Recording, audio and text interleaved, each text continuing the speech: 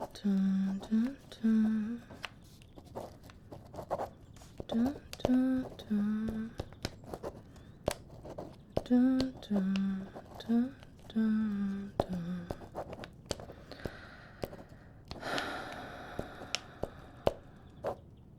Oh, why hello there, traveler. How can I help you today? Are we looking for something special? I do have quite a large selection of potions to choose from. Oh, sorry. Silly me. I did get the letter about you. Yes, I did. The Apprentice. Am I correct? Yes. I did read a bit about you in the letter. I didn't know you would be coming so soon. I would have had a lot more prepared. Well, I do hope that you had safe travels at the very least.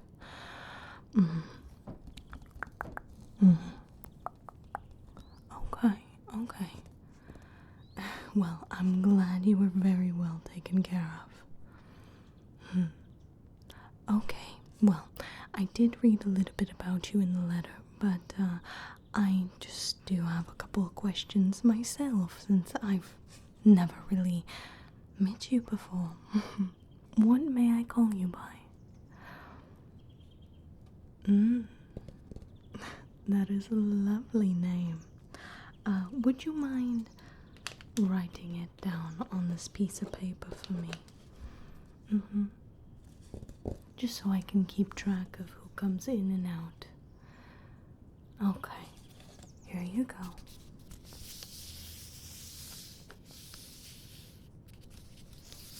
And you just put it right there, okay?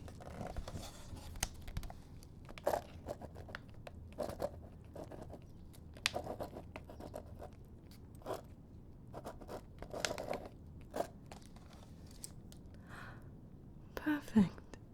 Thank you oh so much. Well, I assume that I should introduce you to everything, shouldn't I? Come to the back. Might I ask, how long have you been studying potion making? Ah, fairly new, I see. I guess you are here to learn after all. Silly me. Well, for any potioneer, it is very important to know your ingredients. Now, I do have just a few here with me that we will be using quite often. Let me introduce you to some of the herbs I have here. Now, here we have the fire bell. The fire bell has many uses, but as you can assume, it does make a nice fire potion. This herb is a bit warm to the touch, with bright red petals, as you can see here, right at the top. And then if you look closely at the bottom,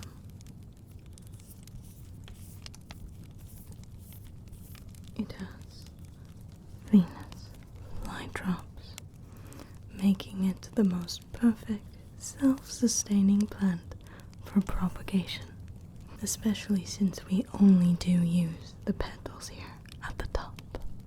You may hold. You can feel its warmth. I do admit, when my hands get cold during the frost season, I do like to keep a couple of these. It's nice to hold once in a while.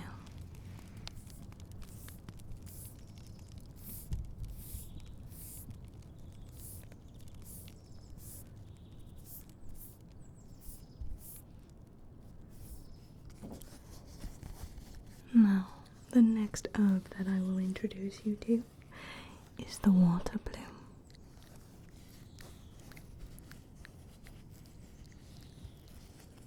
The water bloom is a very versatile herb. It has many uses, but what I would consider one of the most notable potions using this herb is a potion of sleep.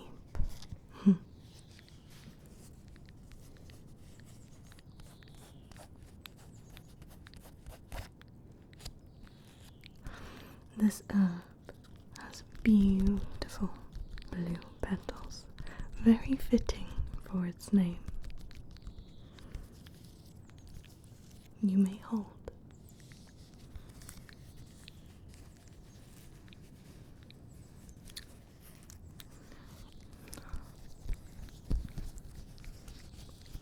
I do like to whip up a quick sleeping potion once in a while whenever I do have a hard time sleeping.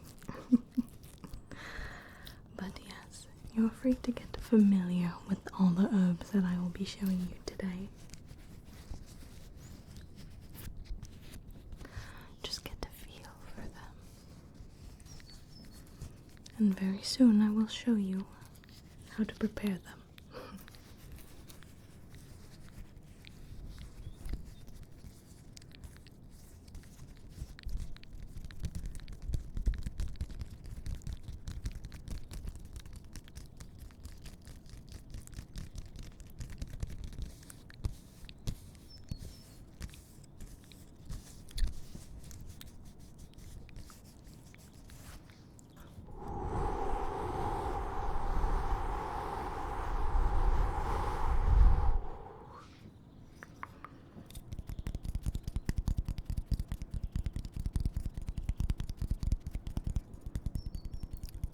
The wind bloom has a very long stem adorned with beautiful small white flowers.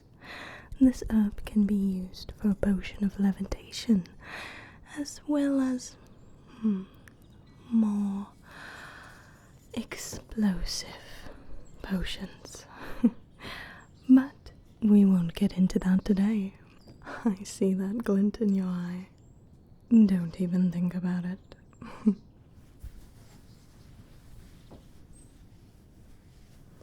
The spell bloom has a lot of magic potential.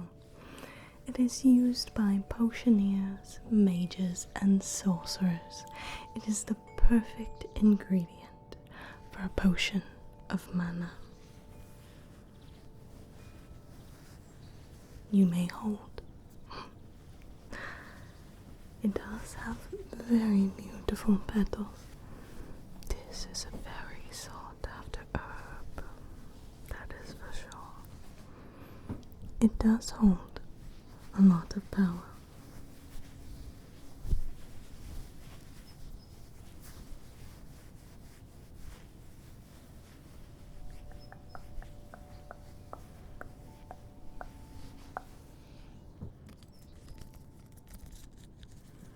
The life leaf has many curative properties. It's a very popular herb among potioneers and healers alike. It is a good base for a healing potion. Some herbalists even say that burning a life leaf can heal respiratory complications. It's a very versatile remedy. You may hold.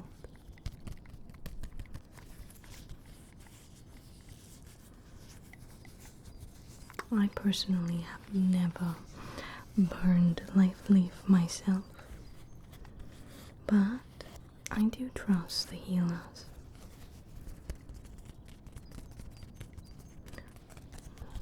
But I am just a simple potioneer. I don't really have any use for burning my herbs.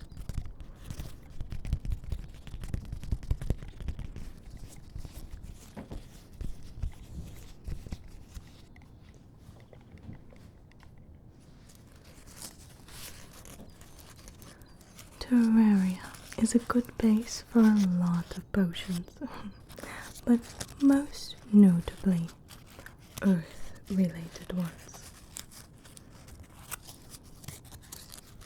You may hold this one if you would like, although I would be careful.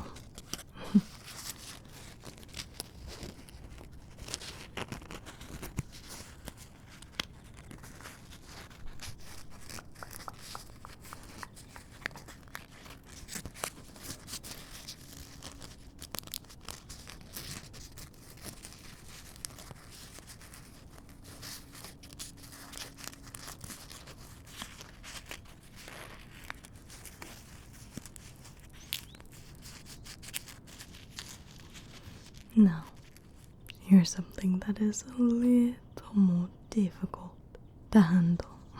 Yeah, I have provided some nose plugs for you. Let's just put those in, okay?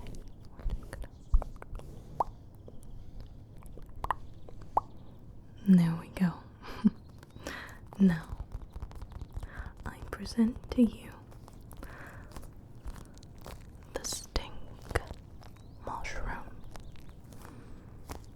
a very potent ingredient in smell as well as craft.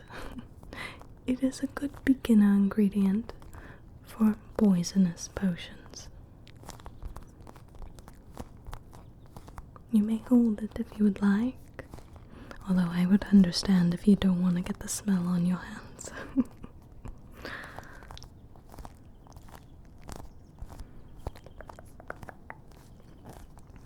A lot of potioneers definitely try to avoid using this ingredient. It kind of stinks up the whole shop. Very hard to contain.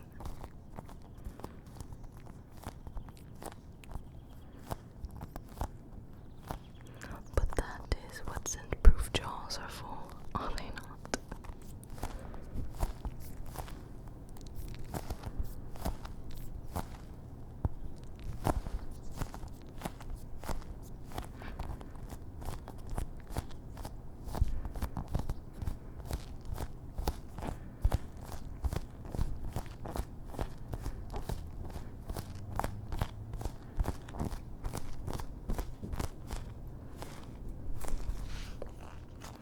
Now that I have introduced you to some of the herbs, it's time that I teach you how to prepare them for potion making. This is pretty much the bulk of what you will be doing as my apprentice, so it is very important to know. I have prepared some tools for you. I have a bowl placed here just for you. And what we're going to do is take each herb and sort of grind it into a nice powder. Yes, most of them. A lot of the flowers we will do this with. It's easier to make extracts rather than wait for the entire thing to dissolve in your potion. It makes for a clean process, if that makes sense. Of course. Well, here, let's get started. One of the first ones that I'll have you grind up is the fire bloom. Now, do be careful. It will fight back a little bit, but that is okay. I believe that you've got this. While you prepare the fire bloom, I will work on the stink mushroom, as it can be a bit more of a complicated process.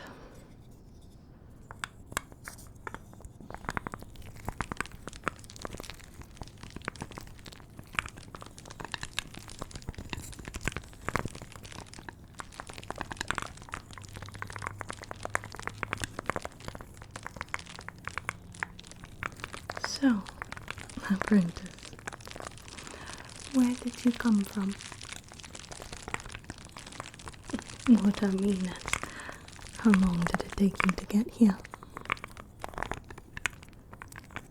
Ah, that is quite a journey. Why did you decide to become a potioneer? Specifically, why did you decide to come under my guidance? I respect that.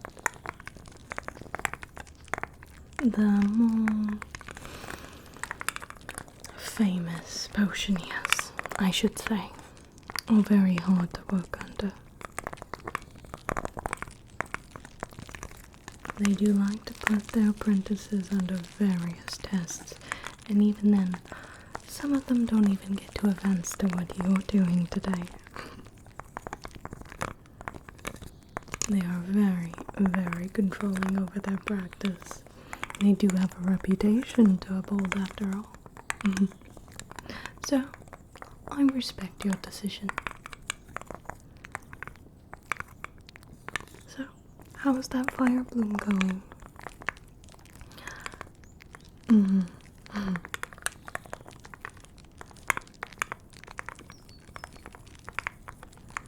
You know, the one thing I absolutely despise about stink mushrooms is the herb preparing process.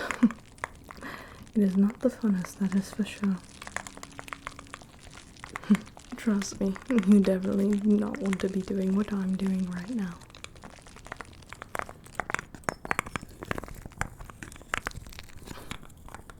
Would you like to switch places? That's what I thought.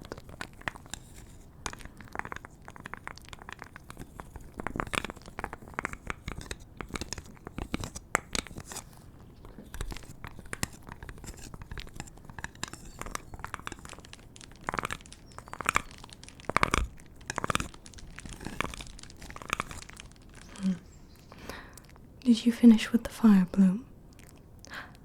Perfect. I'm just about finished with the stink mushroom. Now, I'll have you do the terraria. This one can take quite a while. Can you handle that?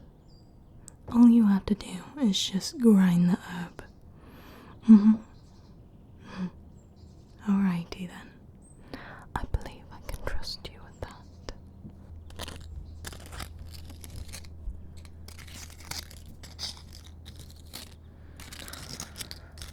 Some travelers can be so noisy. We hear them outside my shop, just making a ruckus, adventuring and all. The life of a potioneer is actually much calmer than the life of a traveler, that is for sure. I myself am not much of an adventurer unless it comes to finding a new herb.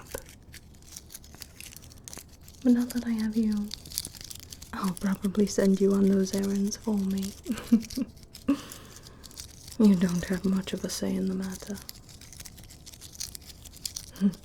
Don't worry, I won't send you too far.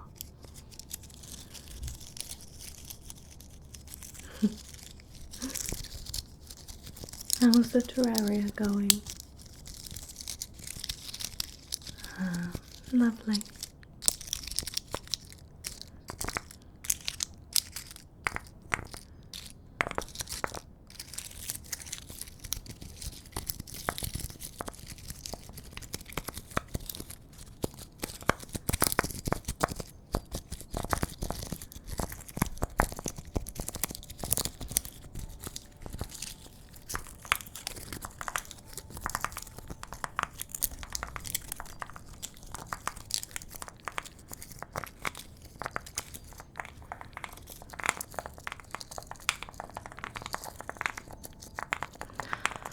Don't mind me. I'm just grinding up the spell bloom. Oh. Sorry. It does cause me to sneeze quite a bit.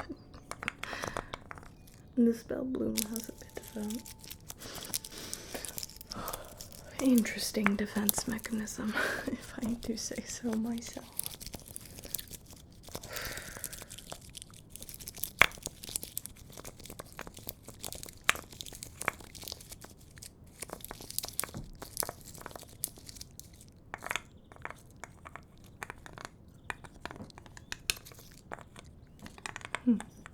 It seems you've integrated already pretty well. I respect your efforts.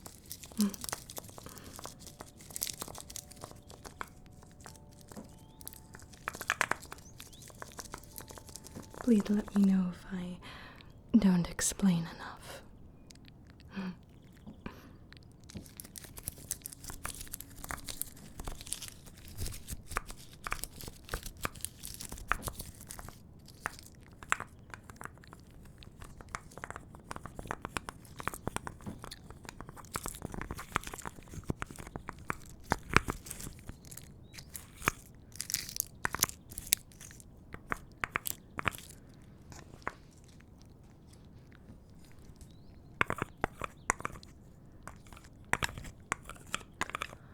You finished with the terraria? Wonderful.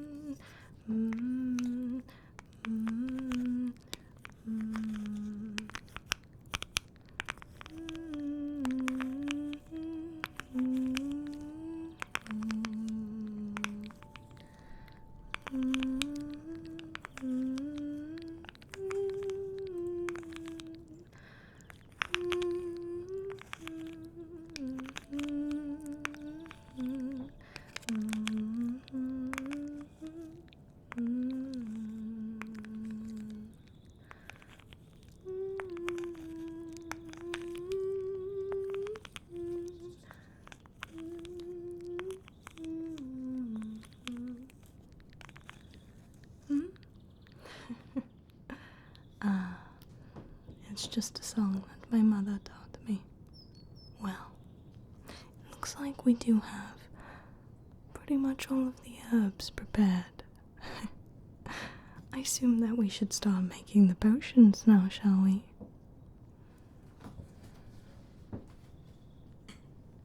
Now, to make any potion, you will always need to start with water.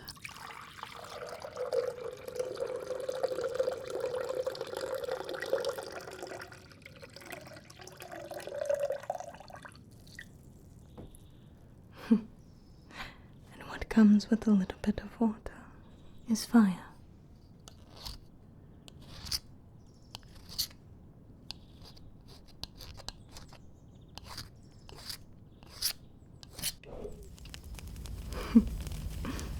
Perfect.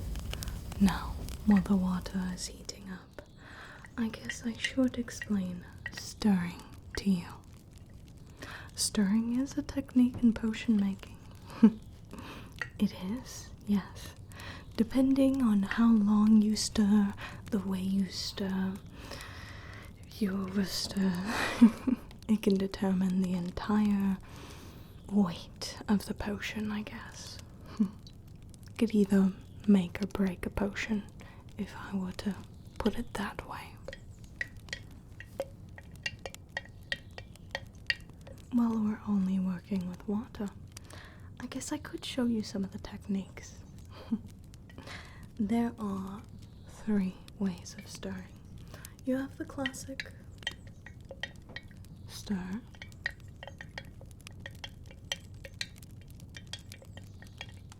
Then you have the fold.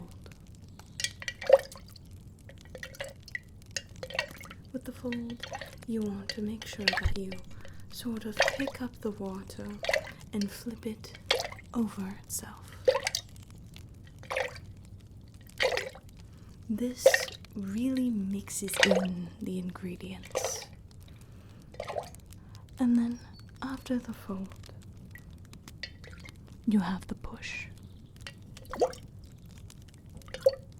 With the push, you're more gently stirring the ingredients in rather than folding them in on themselves. It kind of works like the classic stir, but it has a bit more of an interesting effect, I have learned myself.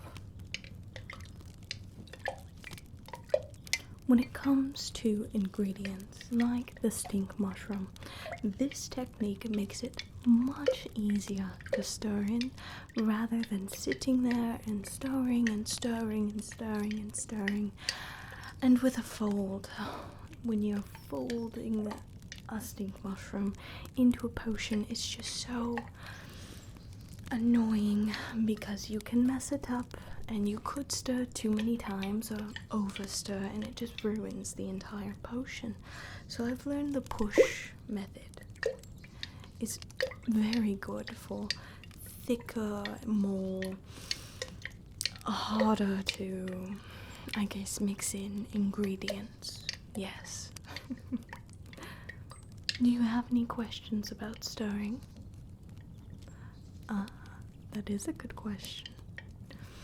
Well, when it comes to knowing how long you're supposed to stir a potion for, it really comes down to the appearance of the potion.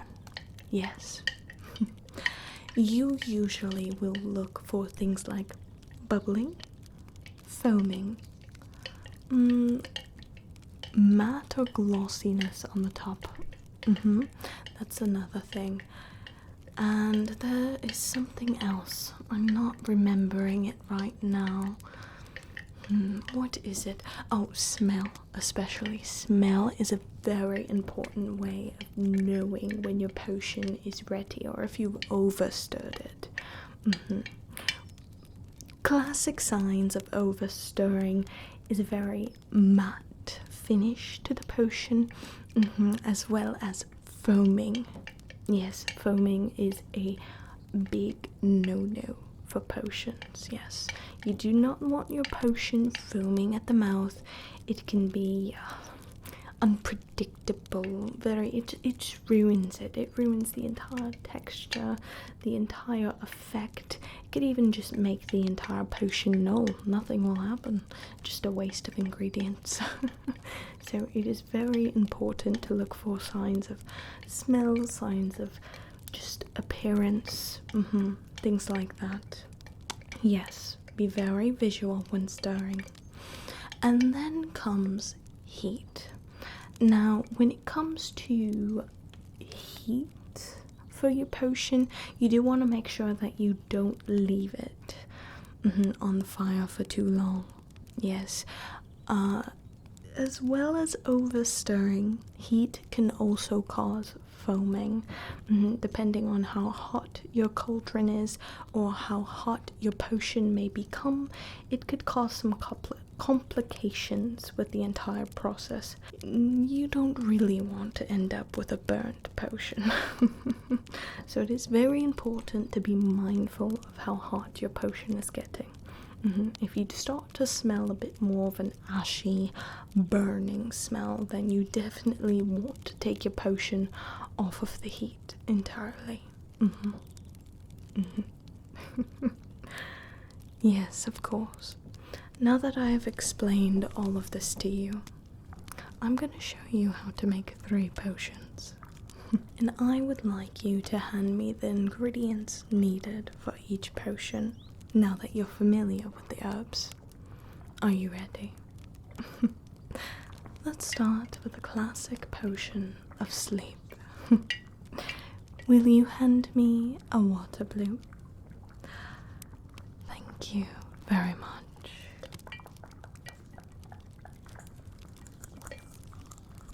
I'm going to take some of the water blue and just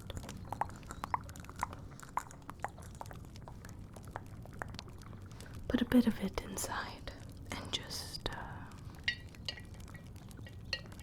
it will take you a while to get to the actual potion making process of everything, but in the meantime, while you're still learning herbs, I'm just going to have you sort and prepare the herbs for potion making, just for a little while before you start making potions yourself.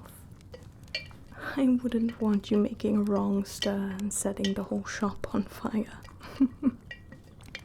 So along with the water bloom, I will be using a few other herbs that I haven't introduced to you yet. They're a bit more complicated, but I did prepare them just for this occasion. I'm mostly doing this as just a visual to show you the different stirring techniques and just how potions are made in general. So I'll be taking some herbs from my own stash for this potion.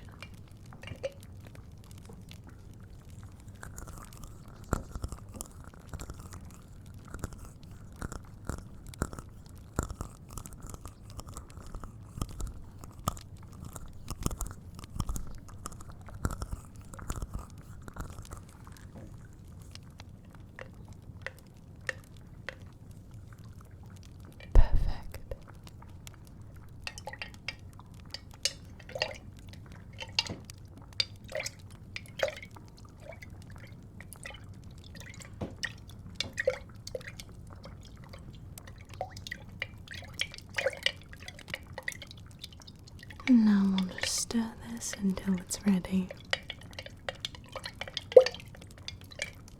Now, when it comes to sleep potion, you really want it to have a very soft floral smell, kind of like vanilla, very vanilla-y rose smell. Yes, very soft smell.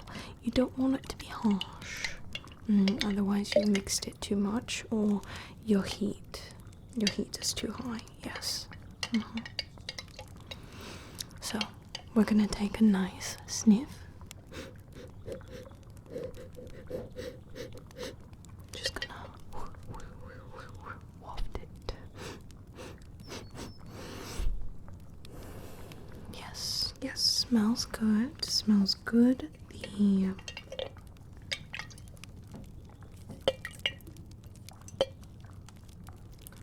The color, a nice soft blue. Yes. And the look, very glossy, not matte. And now the viscosity. It should be very runny, not thick or chunky. Almost like water.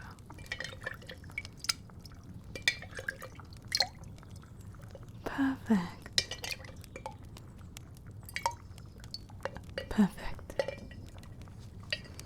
Now we'll just pour this into a bottle.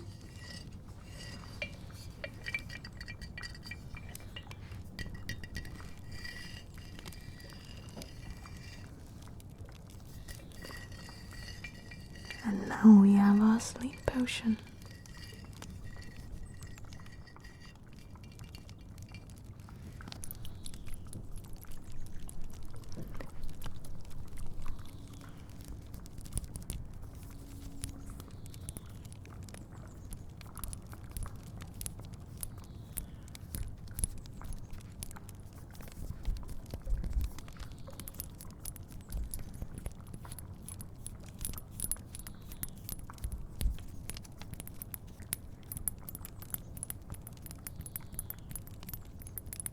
Very good for rest. Now, when it comes to the dosage, you'll always want to recommend 2 sips for a sleep potion. At most. You definitely don't want to take more than 2 sips, otherwise you will be knocked out for a couple of days, and most people don't really want that. They just want to rest for a few hours. So yes, definitely recommend that you only take 2 sips.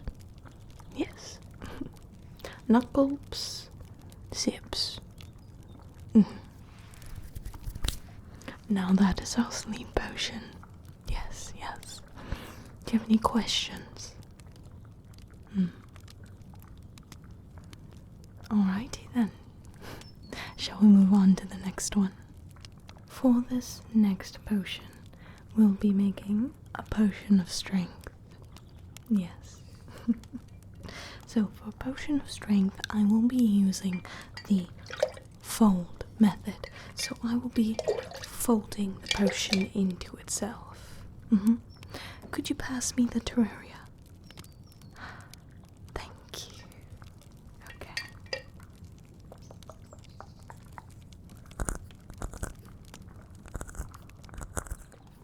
Just gonna put this inside the potion. Gonna put this inside of the gold.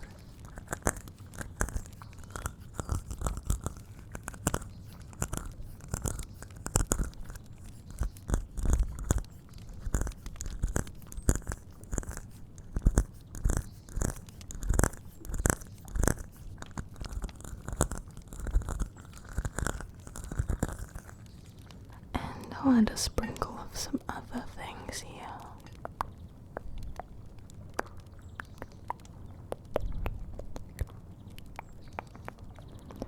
The measurement for that seems... No, that looks right. I'm just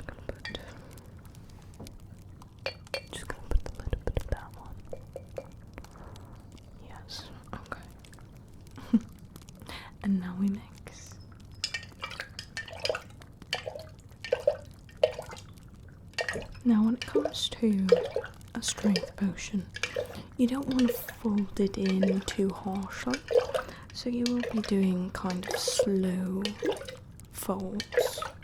Yes. Slow folds. Don't want to do it too fast. You want it to be very soft mix, but still thoroughly mixed, you know. Now, when it comes to a strength potion, you do want it to have a bit more of a, should I say, medicinal smell? Like, you want it to smell, I'm not sure what to compare it to. Just very strong and kind of like alcohol. Yeah, like alcohol. You want it to smell like that?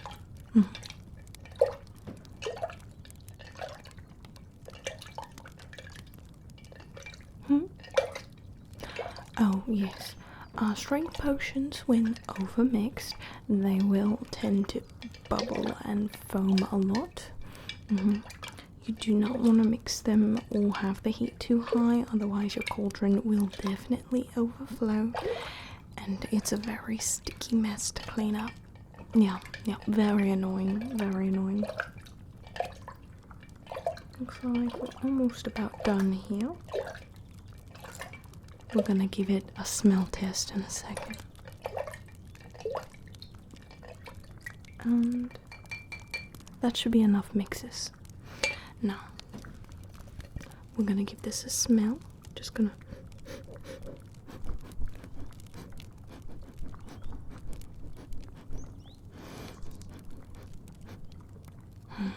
Yes, it does have a bit of an alcohol smell. It's a little bit on the lighter side, but I don't really think that will be much of an issue. Yeah, I can smell the alcohol. Yes. Okay. And when it comes to colour, you will usually want your strength potion to have a bit more of an orangish red hue. Yes. You will definitely want to have a bit more of an orangish red hue. A bit more of a glowy surface. Very glossy, but also glowing as well. Very important for a strength potion as well as a healing potion. But when it comes to strength potions, you don't want them to be super watery. With a healing potion, it's important to have it a bit more watery, but for a strength potion, you do want it to have a bit more thickness. You want the concoction to be a little bit more thicker, kind of like a syrup, in a way. Yes, like a syrup. So let's test the viscosity of the potion. Let's see how syrupy it is.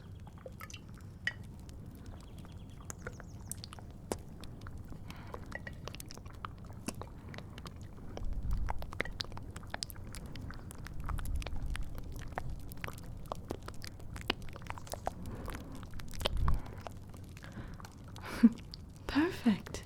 Looks like the strength potion is all finished.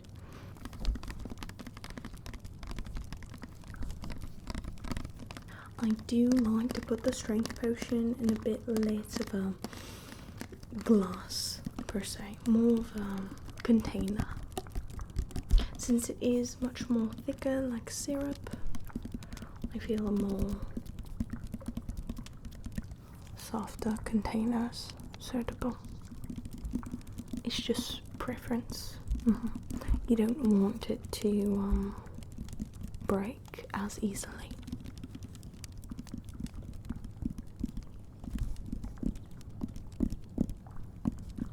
Strength potions are usually taken out in a bit of a tough or battle, so you definitely don't want it to be dropped and spilled everywhere.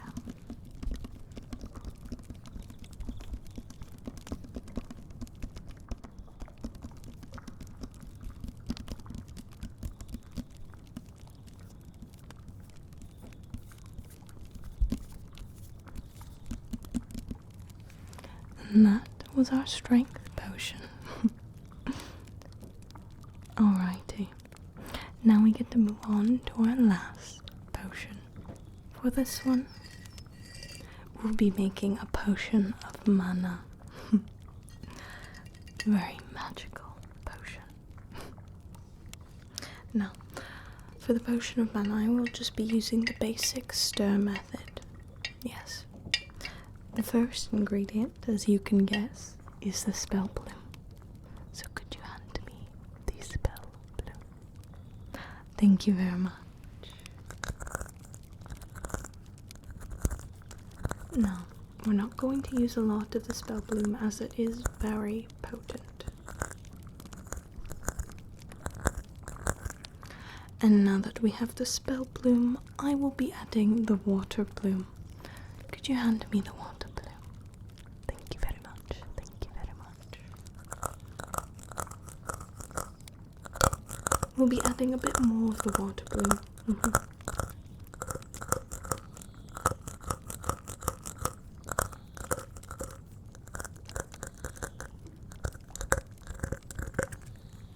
And now before we add the last ingredient, I'm going to give it a very light stir.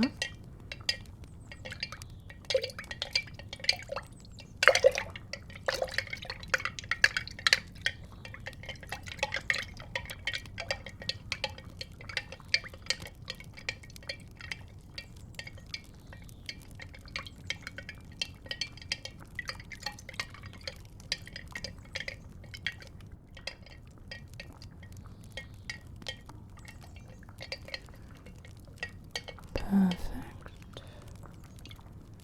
And now for the final ingredient, we will be putting in some wind bloom. Now, the wind bloom is a bit hard to contain, so make sure to close your eyes. Definitely don't want to get any wind bloom in them. Alrighty, could you pass me the wind bloom, please? Thank you very much. We're just going to... Perfect. And now we start. Now, what you're going to be looking for in terms of smell when it comes to a mana potion is a bit more of a sweet bakery type smell. Like the smell of sweet, almost cinnamon bread. Yes, very vanilla-y, very bready, very, just a lot of complex smells. Yes. When it comes to colour, you will be looking for a bit more of a lighter, purplish colour, yes, a bit of a lighter purplish colour. Sometimes it can be differed into blues or sort of greenish purples. It really depends on the way that you make your mana potion, the heat that you use, the temperature, the stirring technique. Yes, it all depends. And when it comes to the viscosity of a mana potion, okay, you want it to be very, very watery. You don't want it to be thick in any sort of way. No thickness. Yes, very sad, I know, but we do want it to be very very watery. Yes. And when it comes to just the general look, you do want it to be a bit more of a dulled, glossy look. Yes, a bit more of a dulled, glossy look. Not quite matte, you don't want it to be matte, but you do want it to be just a little bit slightly glossy, yes, and very watery. Yes. Some mana potions will have a very milky look and texture to them, and those ones they are good, but they're not quite the best, and you do want to make quality potions, so very important to have a nice consistency, colour, smell, and everything alike. So we're going to give this a bit more of a stir before we do the smell test.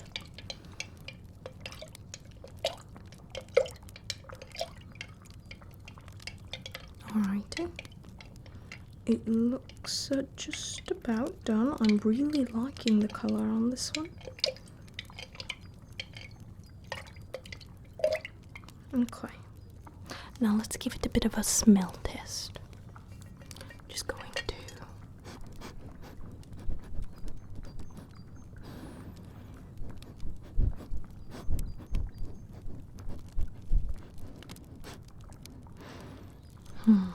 Yes, it does smell a bit bready. I am getting the sweetness. It smells very, very good. It smells really good. Yes. Now, let's take a look. The visuals here. Nice, soft blue. Very good colour. Not too glossy. It does look pretty good on colour and just the way it looks in general. Now we're going to check the viscosity.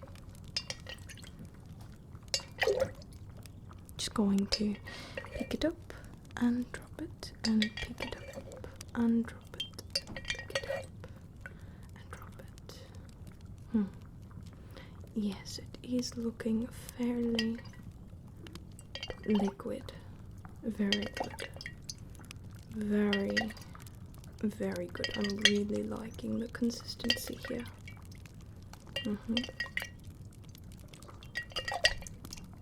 Yes. Perfect. Now it's ready to be all bottled up.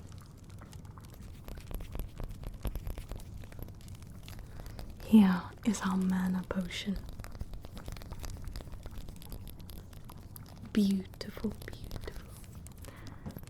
I like to keep the mana potion in a bit more of a concealed container. Yeah, it is good to have some on display, just so mages and other can take a look and kind of get a feel for what they're buying. Yes, but usually you will want to contain mana potions in a bit more of a secretive manner. It's usually done this way because there are other members of a party that will kind of take a dip into your potion stash every once in a while just to see what could happen. Yes. Oh my goodness, when it comes to mana potions and strength potions and anything like that for a mage in a party, their counterparts will kind of snoop through their things a lot and mix some things that they probably shouldn't and find themselves in some sticky situations that the mage themselves will have to fix. So sometimes it's best to conceal certain potions. It's better to do it that way. Just to sort of dull some of the curiosity.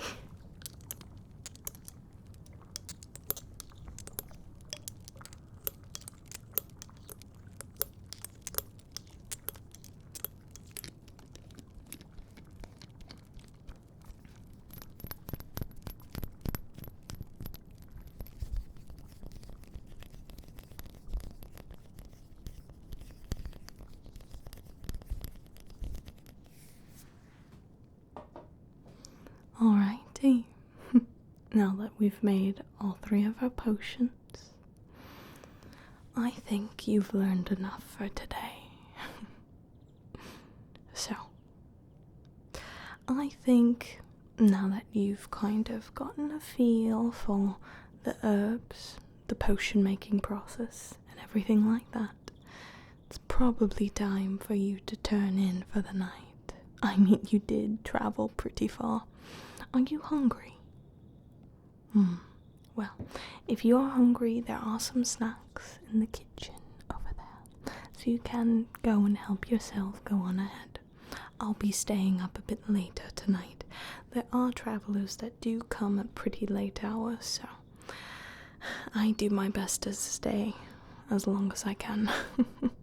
But definitely do get some rest, alright? I will have you awake bright and early tomorrow to help me with herbs. Yes, I will need to restock on some of my water blooms pretty soon. Yes. I do use water bloom quite a lot, to be honest. Yes. But you go on ahead and get some rest, alright? I will see you tomorrow. Well, it was lovely meeting you today. I'm excited to teach you some more. But for now, I bid you good night. Goodbye, goodbye, goodbye, goodbye, goodbye, goodbye, goodbye, goodbye, goodbye, goodbye, bye, bye, bye, bye, bye, goodbye, goodbye, goodbye, goodbye, goodbye, goodbye, bye, bye, bye, bye.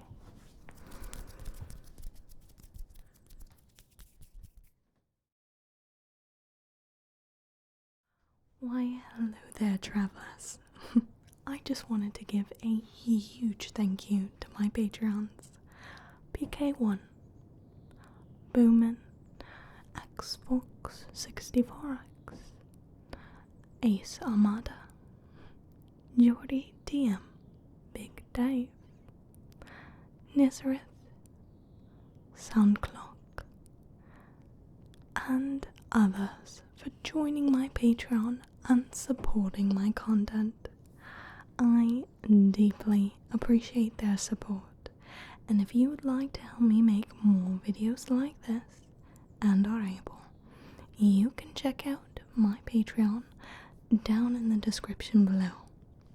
Thank you oh so much for watching, and I hope that you have a wonderful, wonderful, wonderful